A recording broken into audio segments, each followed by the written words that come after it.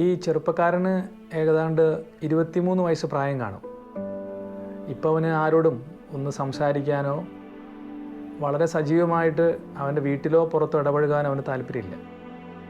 കണ്ടു കഴിഞ്ഞാൽ ആകെ ഒരു മുഷിഞ്ഞ വസ്ത്രവും കൃത്യമായിട്ടൊന്ന് വൃത്തിയാകാത്ത, തലമുടി ശരിക്കൊന്നും ഈരാത്ത, അങ്ങനെ ഒരു പ്രാകൃത രൂപമാണ് അവനുള്ളത്. അവനെല്ലാവരുടെയും ദേഷ്യമാണ് ഇപ്പം. അവൻ ആരോടും സംസാരിക്കണമെന്ന് വലിയ താല്പര്യമില്ല. അവൻ്റേതായൊരു സമയവും അവൻ്റേതായ ഒരു റൂമും അവനാവശ്യമുള്ളൂ. പുറത്തേക്ക് ഇറങ്ങാൻ താല്പര്യമില്ല, പുറത്തിറങ്ങി നടക്കാൻ താല്പര്യമില്ല. ശരിക്കും അവന് തുടങ്ങിയിട്ട് കുറച്ച് കാലങ്ങളായിട്ടുണ്ട്. ഏതാണ്ട് അവൻ 10ാം ക്ലാസ്സിൽ പഠിക്കുന്ന സമയത്താണ് അവൻ്റെ സ്വഭാവത്തിൽ മാറ്റം കണ്ടു തുടങ്ങിയത്. കാരണം അവൻ്റെ പരീക്ഷകളിലെ മാർക്ക് കുറവ് കാണുന്നു, കൂട്ടുകാരുമായിട്ട് അവൻ അധികം സംസാരിക്കുന്നില്ല.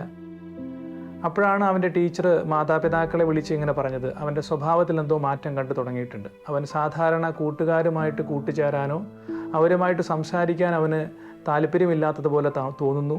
ഒറ്റപ്പെട്ട് നടക്കുന്ന ചില രീതികളൊക്കെ അവൻ്റെ സ്വഭാവത്തിൽ കാണുന്നുണ്ട്. വളരെ സൂക്ഷ്മമായിട്ട് അവർ നിരീക്ഷിച്ചപ്പോഴാണ് മനസ്സിലായത്, അവൻ കൂട്ടുകാരിൽ നിന്ന് മാറുന്ന സമയങ്ങളിലൊക്കെ ഏതൊക്കെയോ അവൻ ശീലങ്ങളിൽ, എന്ന് വെച്ചാൽ ഏതൊക്കെയോ ലഹരി മരുന്നുകൾ അവൻ ഉപയോഗിക്കുന്നതായിട്ട് അവർക്ക് തോന്നി. അങ്ങനെ ഒരു ദിവസം കൃത്യമായിട്ട് അവനോട് ചോദ്യം ചെയ്തു. അവൻ്റെ ബാഗ് പരിശോധിച്ചപ്പോഴാണ് മനസ്സിലായത് അവൻ ലഹരി ഉപയോഗിക്കുന്ന ശീലമുള്ള വ്യക്തിയായിട്ട് മാറിയിരുന്നു. ആ സമയത്ത് തന്നെ, വളരെ ചെറുപ്പത്തിൽ തന്നെ, 10ാം ക്ലാസ്സിൽ പഠിക്കുന്ന സമയത്ത്. ആ സമയത്ത് തന്നെ അവനോട് ചോദ്യങ്ങൾ ചോദിച്ചു, എന്തുകൊണ്ട് നീ ഇത് ചെയ്തു, എന്താ നിൻ്റെ സ്വഭാവത്തിൽ ഇത്രയും മാറ്റങ്ങൾ വരാനുള്ള കാരണം? അപ്പോഴൊക്കെ അവൻ പറയാൻ തുടങ്ങിയത് അവന് വീട്ടുകാരോടായിരുന്നു ദേഷ്യം. കാരണം അവരുടെ 4 മക്കളിൽ അവൻ 2ാമത്തെ പുത്രനാണ്. മറ്റു മക്കളെ പോലെ അത്ര സ്മാർട്ടല്ല ഇവനെന്ന് ഇവനെക്കുറിച്ച് തന്നെ ചിന്തിച്ചു തുടങ്ങി. ആരോ എവിടെയോ എപ്പോഴൊക്കെയോ അവനോട് സംസാരിച്ചു, മറ്റു മക്കളെ പോലെ അല്ല ഇവൻ എന്തോ പ്രത്യേകതയുണ്ടെന്ന് ആരോ സംസാരിച്ചു. അന്നു മുതൽ ഇവൻ ചിന്തിക്കാൻ തുടങ്ങി, എൻ്റെ സഹോദരങ്ങളെ പോലെയല്ല ഞാൻ, അവരിൽ വിട്ട് എന്തോ വ്യത്യാസം എനിക്കുണ്ട്, അവരോടൊപ്പം നിൽക്കാൻ എന്തോ യോഗ്യത കുറവ് തനിക്കുള്ളതുപോലെ അവനിങ്ങനെ തോന്നാൻ തുടങ്ങി. അതുകൊണ്ട് തന്നെ അവൻ മാതാപിതാക്കളോടും അതുപോലെ തന്നെ അവൻ്റെ സഹോദരങ്ങളോടും അവൻ എതിർപ്പ് തുടങ്ങി.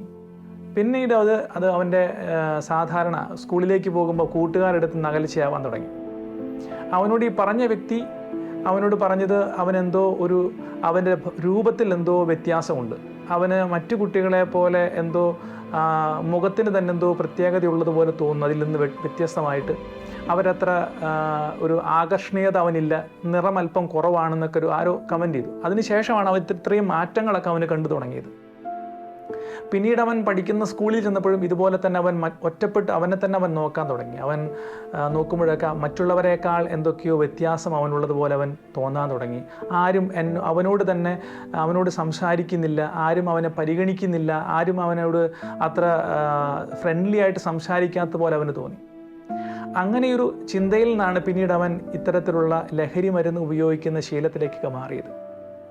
വാസ്തവത്തിൽ അവൻ പഠിച്ചിരുന്ന സ്കൂളിൽ പെൺകുട്ടികളും ഉള്ള സ്കൂളായിരുന്നു. പക്ഷേ ആ സ്കൂളിൽ അവൻ പഠിക്കുമ്പോഴും അവരോടും അവൻ അത്ര ഇടപഴകി ശീലമുള്ള ഒരു വ്യക്തിയായിരുന്നില്ല. അവരോടൊക്കെ എന്തൊക്കെയോ അകലിച്ച് അവനിങ്ങനെ കാണിച്ചു കൊണ്ടിരുന്നു. പിന്നീടാണ് അവൻ്റെ ജീവിതത്തിൽ വളരെ എതിർപ്പ്, എല്ലാവരോടും എതിർപ്പ് തോന്നി. പക്ഷെ അതിൽ കൂടുതൽ എതിർപ്പ് അവൻ കാണിച്ചുകൊണ്ടിരുന്നത് സ്ത്രീകളോടായിരുന്നു. വാസ്തവത്തിൽ അവൻ്റെ ആ സ്ത്രീകളോടുള്ള എതിർപ്പ് അവൻ കൂടി വന്നത് അവൻ ഒറ്റയ്ക്കിരിക്കുന്ന സമയങ്ങളിലൊക്കെ അവൻ്റെ മൊബൈൽ ഫോൺ കൂടുതൽ ഉപയോഗിക്കാൻ തുടങ്ങി. അവൻ താമസിക്കുന്ന മുറിയിൽ, അവൻ കിടക്കുന്ന, അവൻ പഠിക്കുന്ന മുറിയിൽ ആരെയും അവൻ പ്രവേശിക്കാൻ അനുവദിക്കാത്ത അവസ്ഥയായി. അവൻ്റെ മൊബൈൽ ഫോൺ പിന്നീട് പരിശോധിച്ചപ്പോഴാണ് മനസ്സിലായത് ഒരുപാട് സമയം പോൺ വീഡിയോ കാണുന്ന ഒരു ശീലത്തിലേക്കും അവൻ മാറിയിരുന്നു. ലഹരി മരുന്ന് ഉപയോഗിക്കുന്നു, അതുപോലെ തന്നെ അശ്ലീലമായ വീഡിയോ കാണാനായിട്ട് അവൻ കൂടുതൽ സമയം കണ്ടെത്തിയിരുന്നു. അവനോട് ചോദിച്ചപ്പോഴൊക്കെ അവൻ പറയാൻ ശ്രമിച്ചത് ഇങ്ങനെയായിരുന്നു, അവനോട് ഇവരോടൊക്കെ എതിർപ്പാണ്. കാരണം ആരും എന്നെ മനസ്സിലാക്കാൻ സാധ്യതയില്ല, ആരും എന്നെ സ്നേഹിക്കാൻ സാധ്യതയില്ല. അതുകൊണ്ട് ആരൊക്കെയാണോ ഇവനെ സ്നേഹിക്കാൻ സാധ്യതയില്ലാത്തത് അവരൊക്കെ ശത്രുക്കളായിട്ട് കാണാൻ തുടങ്ങി. പെൺകുട്ടികൾ പോലും, അവർ പോലും ഇവൻ്റെ ശത്രുക്കളാണ്. അവരെ എന്തിനാണ് അവൻ ഇതിങ്ങനെ കാണുന്നതെന്ന് ചോദിച്ചപ്പോൾ അവൻ പറയാൻ ശ്രമിച്ചൊരു കാര്യം ഇതായിരുന്നു, അവരാരും എന്നെ സ്നേഹിക്കാൻ സാധ്യതയില്ല, അവരൊക്കെ എൻ്റെ ശത്രുക്കളാണ്. അപ്പോൾ അവരെ മോശമായിട്ട് കാണുന്ന ഏത് സാഹചര്യവും ഇവനെ തന്നെ സന്തോഷിപ്പിച്ചുകൊണ്ടിരിക്കുകയാണ്. കാരണം ഇവൻ എടുത്തൊരു സ്ട്രാറ്റജി എന്ന് പറയുന്നത്, ഇവനെ എതിർക്കുന്നവരെ മുഴുവൻ മോശമായിട്ട് കാണാൻ ഇവൻ ശ്രമിച്ചു തുടങ്ങി. എല്ലാവരും ഇവനേക്കാൾ മോശമാണെന്നും ഇവനെ മനസ്സിലാക്കാത്തവരൊക്കെ ഇവൻ്റെ ശത്രുക്കളാണെന്നും ചിന്തിക്കാൻ തുടങ്ങി. ചുരുക്കത്തിൽ അവൻ ഈ വീടിന് പുറത്തുള്ളവരോട് മാത്രമല്ല, വീടിനകത്തുള്ളവരോടും ശത്രുതയാകാൻ തുടങ്ങി. അവന് ഇവൻ്റെ സഹോദരങ്ങളെ ചില സമയത്ത് വഴക്ക് കൂടിയാൽ അവൻ ശാരീരികമായിട്ട് ആക്രമിക്കാൻ തുടങ്ങി. മാതാപിതാക്കൾക്കും അത്ര സുരക്ഷിതമല്ലാത്ത ചില സാഹചര്യങ്ങൾ ഉണ്ടായി തുടങ്ങി. കാരണം എല്ലാവരെയും ആക്രമിച്ചു തുടങ്ങി. ഏത് സമയത്താണ് അവൻ സുബോധത്തിലെന്ന് തിരിച്ചറിയാൻ പറ്റാത്ത രീതിയിലേക്ക് മാറി തുടങ്ങി. പിന്നീട് +2 ആകുമ്പോഴേക്കും അവൻ്റെ സ്വഭാവം വല്ലാതെ മാറി. അവൻ ചിലപ്പോഴൊക്കെ വീട്ടിലും വളരെ അതിക്രമിച്ച് പ്രവർത്തിക്കുന്ന സ്വഭാവ രീതിയിലേക്ക് മാറി. കൃത്യമായിട്ട് അവൻ കുളിക്കില്ല, കൃത്യമായിട്ട് പഠിക്കാനിരിക്കില്ല, ആര് പറഞ്ഞാലും കേൾക്കാത്തൊരവസ്ഥയിലേക്ക് അവൻ മാറി എന്നുള്ളതാണ് അവൻ്റെ ഏറ്റവും പ്രകടമായ മോശ സ്വഭാവമായിട്ട് കാണാൻ തുടങ്ങിയത്. വാസ്തവത്തിൽ അവൻ എന്ത് സംഭവിച്ചു എന്ന് ചിന്തിക്കുമ്പോഴാണ് നമുക്ക് മനസ്സിലാക്കാൻ കഴിയുന്നത്, അവൻ്റെ ജീവിതത്തെ അവൻ തന്നെ മോശമായിട്ട് കണ്ടു തുടങ്ങി എന്നുള്ളതാണ് സത്യം. അവൻ്റെ മാതാപിതാക്കളോ അവൻ്റെ സുഹൃത്തുക്കളോ അവനെ മോശമാണെന്നോ, അവൻ്റെ മുഖം മറ്റുള്ളവരെക്കാൾ വികൃതമാണെന്നോ, അവനെ ആരും ഇഷ്ടപ്പെടുന്നില്ലെന്നോ ആരും പറഞ്ഞിട്ടില്ല. പക്ഷെ അവൻ അറിയാതെ തന്നെ അവനിൽ തന്നെ ചില ചിന്തകൾ വന്നു തുടങ്ങി, ആരും എന്നെ ഇഷ്ടപ്പെടാൻ സാധ്യതയില്ല. ചിലപ്പോഴൊക്കെ അതിന് കാരണമായിട്ട് മാറിയത് അവൻ്റെ നിറം. മറ്റു മക്കളിൽ നിന്നൊക്കെ അവൻ്റെ നിറം അല്പം കുറവാണെന്നുള്ള ചിന്ത അവന് പണ്ടേ ഉണ്ടായിരുന്നു.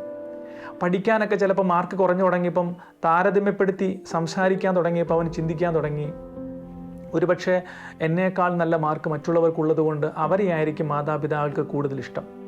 ക്ലാസ്സിലും ചിലപ്പോഴൊക്കെ മാർക്ക് കുറഞ്ഞു തുടങ്ങിയപ്പോൾ അവൻ ചിന്തിക്കാൻ തുടങ്ങി, മാർക്കാണ് എൻ്റെ ജീവിതത്തിൻ്റെ വിലയെ നിർണ്ണയിക്കാൻ തുടങ്ങിയത്. അങ്ങനെ അതിലും അവൻ അകൽച്ച വരാൻ തുടങ്ങി. എപ്പോഴാണോ അവനെക്കുറിച്ച് തന്നെ മോശമായിട്ട് ചിന്തിക്കാൻ തുടങ്ങിയത്, അവിടെ നിന്ന് അങ്ങോട്ട് അവൻ ശീലങ്ങൾ മാറാൻ തുടങ്ങി. അവനെ തന്നെ വളർത്താനുള്ള ശീലങ്ങൾക്ക് പകരം അവനെ തന്നെ മോശമാക്കാനുള്ള ശീലങ്ങളിലേക്ക് അവൻ മാറി. അവൻ്റെ ലോകത്തിലേക്ക് തന്നെ അവൻ ഒതുങ്ങിക്കൂടാൻ ശ്രമിച്ചു. കാരണം അവൻ ആരുടെ മുമ്പിലും ധൈര്യത്തോടെ ആത്മാഭിമാനത്തോടെ സംസാരിക്കാനോ പെരുമാറാനോ പറ്റാത്തൊരവസ്ഥയായി. അതിനവൻ കണ്ടെത്തിയ സങ്കേതങ്ങളായിരുന്നു ലഹരി ഉപയോഗിക്കാനും അതുപോലെ തന്നെ ഫോൺ അധിക സമയം ഉപയോഗിക്കാനും ഫോൺ വീഡിയോസ് അവന് കൂടുതൽ കാണാനുമുള്ള ആഗ്രഹം തുടങ്ങിയത്. അതിനെപ്പോഴാണോ തടസ്സം നിൽക്കുന്നത്, ആരൊക്കെയാണോ അതിനെതിരെ നിൽക്കുന്നത്, അവരെയൊക്കെ അതിക്രമിച്ച് കീഴടക്കുക. കാരണം അവരൊക്കെ എൻ്റെ ശത്രുക്കളാണ്. അപ്പം അതുകൊണ്ട് വാസ്തവത്തിൽ അവൻ്റെ ചുറ്റുമുള്ളവർ അവനെ ശത്രുക്കളാക്കി അവൻ പരിഗണിച്ചു തുടങ്ങി. ആർക്കും എന്നെ വേണ്ട, ആർക്കും എന്നെ മനസ്സിലാകാത്ത വ്യക്തിയാണ്, ആരും എന്നെ വില കൽപ്പിക്കാത്ത വ്യക്തിയാണെന്ന് അവൻ ചിന്തിച്ചു തുടങ്ങിയപ്പം എല്ലാവരെയും അവൻ എതിർക്കാൻ തുടങ്ങി. ഈ സ്വയം താഴ്ന്നു പോകുന്നൊരവസ്ഥ, സ്വയം തന്നെ വില കുറച്ച് കാണാൻ തുടങ്ങിയതാണ് അവൻ്റെ എല്ലാ പ്രശ്നങ്ങൾക്കും കാരണം. അതിൽ നിന്നാണ് പിന്നീട് അവൻ തന്നെ അറിയാതെ അവനെ മോശമായിട്ട് അവൻ പ്രകടിപ്പിക്കാൻ തുടങ്ങി. അവൻ്റെ വസ്ത്രത്തിൽ, അവൻ്റെ വൃത്തിയിൽ, അവൻ്റെ മുഖഭാവങ്ങളിൽ കൃത്യമായിട്ട് തലമുടി ചീകാതെ, കൃത്യമായിട്ട് അവൻ്റെ താടി ട്രിം ചെയ്യാതെ അവനെ തന്നെ ഒരു വികൃത രൂപമാക്കി അവൻ മാറ്റാൻ തുടങ്ങി എന്നുള്ളതാണ് ഏറ്റവും അപകടകരമായൊരവസ്ഥ. പിന്നീട് ആരെങ്കിലുമൊക്കെ അതിനെക്കുറിച്ച് സംസാരിക്കാൻ തുടങ്ങിയാൽ പോലും അതിനിഷ്ടമല്ല. കാരണം അവരുടെ ഇഷ്ടങ്ങളെ അവൻ്റെ മേൽ അടിച്ചേൽപ്പിക്കാൻ ശ്രമിക്കുന്നു എന്നുള്ളതാണ് അവനെപ്പോഴും പറയാറുള്ള കാര്യം. ഇതിൽ അവന് മാറ്റം വരേണ്ട ഒരു കാര്യം സ്വയം അവനെക്കുറിച്ച് തന്നെ നല്ല ബോധ്യങ്ങൾ ഉണ്ടാകണമെന്നുള്ളതാണ്.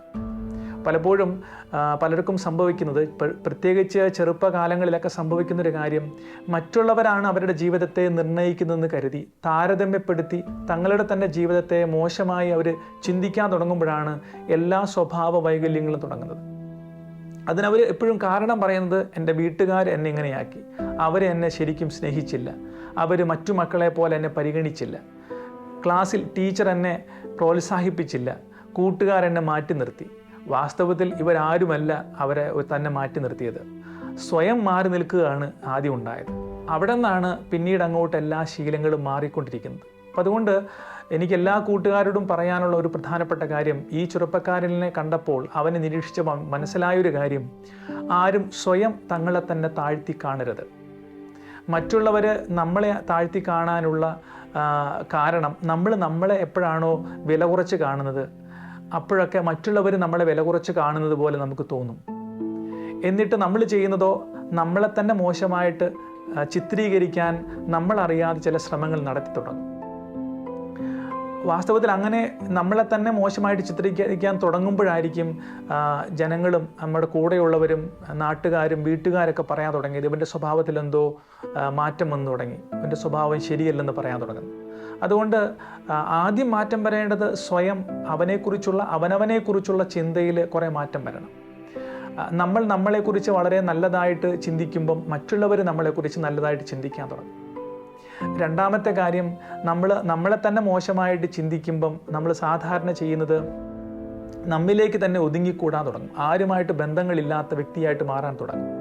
അവിടെ തുടങ്ങുകയാണ് നമുക്ക് നമ്മുടെ ജീവിതത്തിൻ്റെ ഏറ്റവും ഇരുണ്ട കാലഘട്ടം. എന്ന് വെച്ചാൽ നമുക്ക് സന്തോഷം നൽകുന്ന നല്ല ബന്ധങ്ങളില്ലാതെ പോകുന്നു. നമ്മുടെ വീട്, നമ്മുടെ മാതാപിതാക്കൾ, സഹോദരങ്ങൾ, ക്ലാസ്സിലെ കൂട്ടുകാർ, അധ്യാപകർ, ഇവരിൽ നിന്നൊക്കെ അകന്ന് തുടങ്ങാൻ ശ്രമിക്കുമ്പം നമ്മുടെ തന്നെ ഒരു ഇരുട്ടുമുറിയിലേക്ക് മാറ്റി നിർത്തുന്ന പോലെ തോന്നും. ഏറ്റവും പ്രധാനപ്പെട്ട കാര്യം, ബന്ധങ്ങളാണ് നമ്മളെപ്പോഴും സന്തോഷങ്ങളുള്ളതാക്കി തീർക്കുന്നത്. ബന്ധങ്ങളുടെ കൂടെ നിന്ന് വേണം, നമ്മുടെ മാതാപിതാക്കളാണെങ്കിലും നമ്മുടെ സുഹൃത്തുക്കളാണെങ്കിലും അധ്യാപകരാണെങ്കിലും, നല്ല ബന്ധങ്ങളിലൂടെയാണ് നമ്മുടെ ജീവിതത്തിൻ്റെ സന്തോഷം നമ്മൾ തിരിച്ചെടുക്കുന്നത്. ഒരുപക്ഷെ ഏതെങ്കിലും ഒരു വ്യക്തിയെ താരതമ്യപ്പെടുത്തിയിട്ട് എൻ്റെ ജീവിതം മോശമാണെന്ന് പറയുന്നതിനേക്കാൾ എത്രയോ നല്ലതാണ് എന്നെ സ്നേഹിക്കാൻ കൂടെയുള്ള ഒരുപാട് പേരുടെ, എൻ്റെ വീട്ടുകാരുടെ, എൻ്റെ കൂട്ടുകാരുടെ, അധ്യാപകരുടെ വലിയ പിന്തുണ എൻ്റെ കൂടെയുണ്ടെന്നറിയുമ്പം എനിക്ക് എന്തു സന്തോഷത്തോടെ തിരിച്ചു വരാൻ പറ്റുമെന്നറിയും. അതുകൊണ്ട് ഈ സുഹൃത്തിൻ്റെ ജീവിതത്തിൽ നിന്ന് എനിക്ക് നിങ്ങളോട് പറയാനുള്ളത്, ആരെയും അകറ്റി നിർത്തരുത്. നമ്മുടെ വീട്ടുകാർ, മാതാപിതാക്കൾ, നമ്മുടെ ബന്ധങ്ങൾ, അതുപോലെ തന്നെ നമ്മുടെ സുഹൃത്തുക്കൾ, അവരുടെ സന്തോഷത്തിൻ്റെ സമയങ്ങൾ നമ്മിൽ നകന്നു പോകുമ്പോൾ വേറെ എന്തിനൊക്കെയോ സന്തോഷത്തിന് വേണ്ടി ആശ്രയിക്കാൻ ശ്രമിക്കും. ഉറപ്പായിട്ടും ലഹരി ഉപയോഗിക്കുന്ന ശീലങ്ങളും അതുപോലെ തന്നെ അമിതമായിട്ട് പോൺ വീഡിയോ കാണുന്ന ശീലങ്ങളിലേക്കും പോകുന്ന കൂട്ടുകാരുടെ പ്രത്യേക ശ്രദ്ധ ഉണ്ടാകേണ്ടത് അവരുടെ ബന്ധങ്ങൾ അവർ നഷ്ടപ്പെടുത്തി കളയുന്നു എന്നുള്ളതാണ്. തീർച്ചയായിട്ടും സ്വന്തം ലോകം ഇങ്ങനെ സൃഷ്ടിക്കാൻ ശ്രമിക്കുമ്പം അവരിൽ തന്നെ ഒരുപാട് ആശ്രയിക്കാൻ തുടങ്ങുന്നു, അവരിൽ തന്നെ ഒരുപാട് ഒതുങ്ങിക്കൂടാൻ ശ്രമിക്കുന്നു. അതുകൊണ്ട് സന്തോഷം ശരിക്കും മറ്റുള്ളവരുടെ കൂടെ ഉള്ളപ്പം ഉണ്ടാകുന്ന സന്തോഷങ്ങളൊന്നും ഇല്ലാതെ പോകുന്നു. അവരുടേതായ സ്വന്തം കംഫർട്ട് സോണിൽ മാത്രം ഒതുങ്ങി നിൽക്കാൻ ശ്രമിക്കുന്നു. നമുക്ക് വേണ്ടത് അങ്ങനെയുള്ള സാഹചര്യങ്ങളിൽ നിന്ന് നമ്മളെ തന്നെ സന്തോഷിപ്പിക്കുന്ന വളരെ സ്വാർത്ഥമായ ചില സങ്കേതങ്ങളിൽ നിന്ന്, ശീലങ്ങളിൽ നിന്ന് മാറി നമ്മളെ തന്നെ സന്തോഷിപ്പിക്കുന്ന മറ്റു പല മാർഗങ്ങളിലേക്ക് നമ്മൾ മാറണം.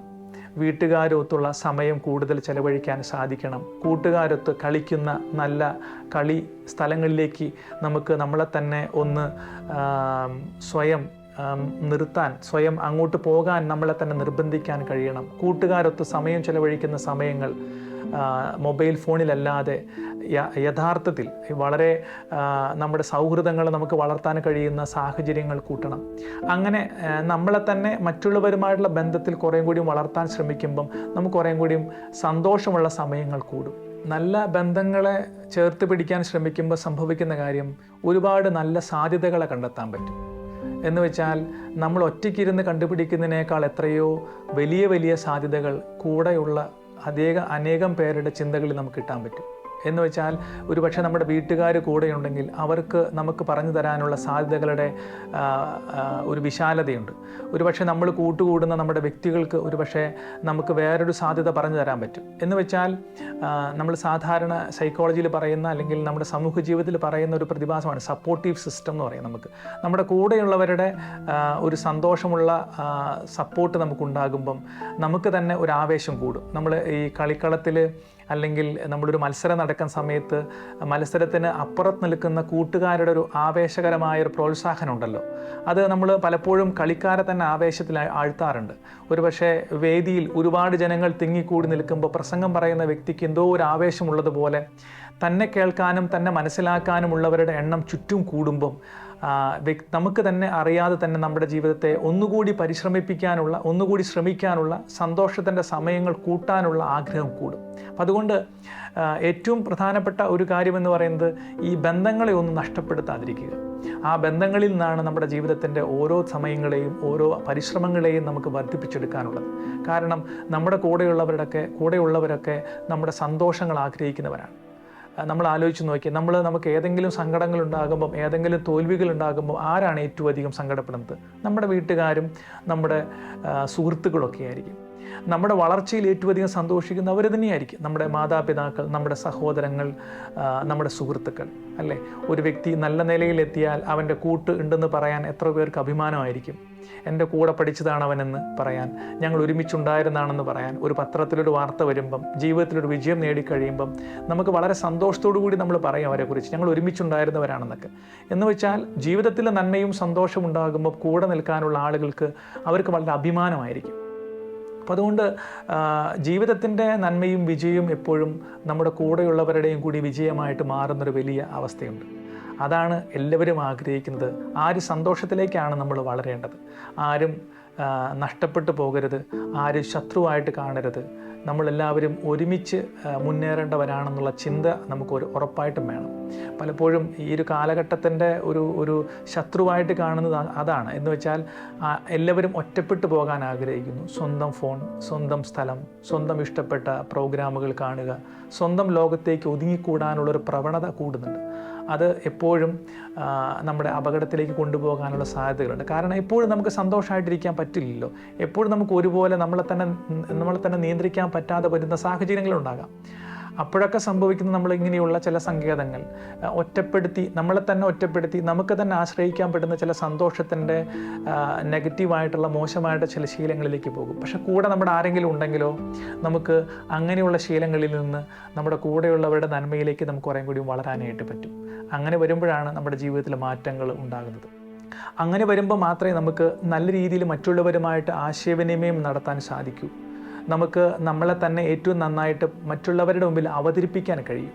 കാരണം മറ്റുള്ളവരോട് സംസാരിക്കുമ്പം അവർ നമ്മളെ പ്രോത്സാഹിപ്പിക്കുന്ന സമയങ്ങളുണ്ടാകും, നമ്മളെ തന്നെ തിരുത്തുന്ന സമയങ്ങളുണ്ടാകും. അതൊക്കെ വളരെ സന്തോഷത്തോടെ സ്വീകരിക്കുക.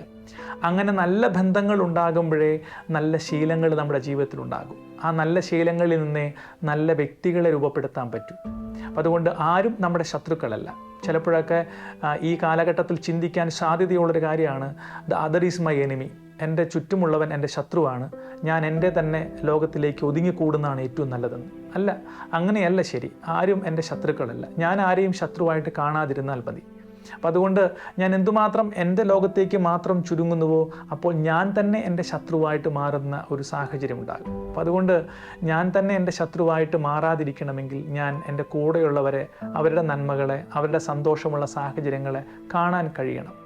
അങ്ങനെ നല്ല പ്രായോഗികമായ തീരുമാനങ്ങളും പദ്ധതികളുമായിട്ട് മുന്നോട്ട് പോകാൻ ശ്രമിക്കുമ്പോൾ ശീലങ്ങൾ മാറും, സ്വഭാവങ്ങൾ മാറും, നമ്മുടെ വ്യക്തി ജീവിതത്തിൻ്റെ സന്തോഷം വർദ്ധിക്കാൻ തുടങ്ങും.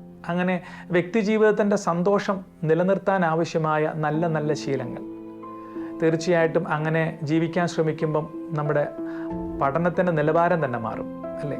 നമുക്ക് നല്ല ബന്ധങ്ങൾ ഉണ്ടാകുമ്പം, നല്ല സന്തോഷമുള്ള സമയങ്ങൾ ഉണ്ടാകുമ്പോൾ പഠിക്കാനുള്ള ഏകാഗ്രത കുറേയും കൂടിയും കിട്ടും. നമുക്ക് നല്ല വ്യക്തിയാകണമെന്നുള്ള ആഗ്രഹം കൂടും. കാരണം നമ്മുടെ മനുഷ്യബന്ധങ്ങൾ നമ്മളെ നല്ല വ്യക്തിയാക്കി മാറ്റും. അപ്പം അതുകൊണ്ട് പഠന നിലവാരം മാറും. നമ്മുടെ പഠന നിലവാരം വർദ്ധിക്കുമ്പം നമുക്ക് ജോലി സാധ്യതകൾ കൂടും. ജോലി സാധ്യതകൾ കൂടുമ്പം ജീവിതത്തിൻ്റെ തന്നെ നിലവാരം മാറും. അപ്പം അതുകൊണ്ട് നിലനിൽക്കുന്ന സന്തോഷങ്ങളിലേക്കുള്ള യാത്രയാണ് ഏത് ചെറുപ്പക്കാർക്കും ആവശ്യം. പലപ്പോഴും സംഭവിക്കുന്നത് താൽക്കാലികമായ ചില സന്തോഷങ്ങളിൽ പെട്ടുപോയതുകൊണ്ട് ഭാവിയിൽ സംഭവിക്കാൻ സാധ്യതയുള്ള സന്തോഷങ്ങളെല്ലാം നഷ്ടപ്പെട്ടു പോകുന്നു എന്നുള്ളതാണ്. ഞാൻ പലപ്പോഴും അങ്ങനെയുള്ള ചില ജീവിതങ്ങളെ കണ്ടതുകൊണ്ട് പറയുന്നതാണ്. ചില താൽക്കാലികമായ സന്തോഷങ്ങളുടെ പേരിൽ നിലനിൽക്കുന്ന സന്തോഷങ്ങൾ നഷ്ടപ്പെട്ടു പോകുന്നു. വീട്ടുകാരുമായിട്ടുള്ള ബന്ധം നഷ്ടപ്പെടുന്നു. നമ്മുടെ നാട്ടുകാരുമായിട്ടുള്ള നല്ല ബന്ധം, സാമൂഹ്യ ബന്ധം നഷ്ടപ്പെടുന്നു. നല്ല ജോലിയില്ലാത്ത സാഹചര്യം ഉണ്ടാകുന്നു. ഒരു നല്ല വിവാഹ ജീവിതത്തിലേക്ക് പോലും പ്രവേശിക്കാൻ സാധിക്കാത്ത സാഹചര്യം ഉണ്ടാകുന്നു. അതുകൊണ്ട് ഏറ്റവും പ്രധാനപ്പെട്ടത് താൽക്കാലികമായ സന്തോഷങ്ങളല്ല, നിലനിൽക്കുന്ന സന്തോഷങ്ങളാണ്. അപ്പം അതുകൊണ്ട് നിലനിൽക്കുന്ന സന്തോഷങ്ങളെ ജീവിതത്തിൽ രൂപപ്പെടുത്തിയെടുക്കാൻ നല്ല തീരുമാനങ്ങൾ എടുക്കാൻ കഴിയട്ടെ. ആരും നമ്മളെ മാറ്റി നിർത്തുന്നില്ല. നമ്മളായിട്ട് ആരിൽ നിന്നും മാറി നിൽക്കാതിരുന്നാൽ മതി. നമ്മൾ മറ്റുള്ളവരെ മാറ്റി നിർത്തുമ്പോഴേ നമ്മുടെ ജീവിതത്തിൽ സന്തോഷങ്ങൾ നഷ്ടപ്പെടുന്നത്. സന്തോഷങ്ങൾ നഷ്ടപ്പെടുമ്പം നമ്മൾ ആശ്രയിക്കുന്ന സങ്കേതങ്ങൾ തെറ്റാണെങ്കിൽ നമ്മുടെ ജീവിതവും തെറ്റായിട്ട് മാറാൻ സാധ്യതയുണ്ട്. അതുകൊണ്ട് നിലനിൽക്കുന്ന സന്തോഷങ്ങളെ ജീവിതത്തിൻ്റെ ഒരു വലിയ നിഷ്ഠയായിട്ട് കരുതാനും അതിലേക്ക് നമ്മുടെ പരിശ്രമങ്ങളെ നമുക്ക് കുറേം കൂടി ബലപ്പെടുത്താനും കഴിയട്ടെ. അങ്ങനെ നല്ല ഒരു ജീവിതം രൂപപ്പെടുത്തിയെടുക്കാൻ സുഹൃത്തെ നിനക്കും കഴിയട്ടെ.